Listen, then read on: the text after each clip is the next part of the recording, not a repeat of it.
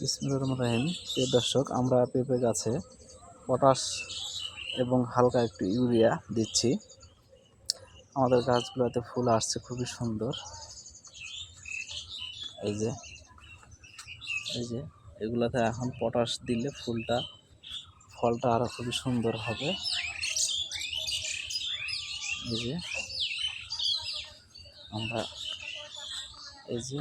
এরকম গাছ, মাটিটা ভিজা আছে, এই কারণে আমরা আজকে দিচ্ছি।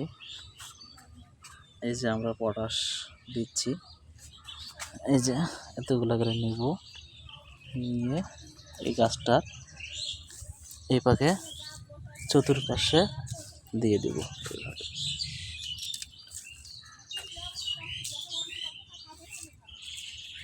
এরকম করে সবগুলা গাছে আমরা দেব। আমাদের গাছের পেঁপেগুলো এখন খুবই সুন্দর হয়েছে। এই যে দেখুন, খুবই সুন্দর হয়েছে, আলহামদুলিল্লাহ। এই যে প্রতিটা গাছই খুবই সুন্দর।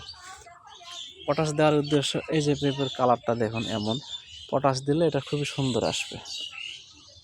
এই যে পেঁপেটাতে পটাশ, জিঙ্ক, বোরনের শর্ট আছে, অভাব আছে। এই যে এটাতে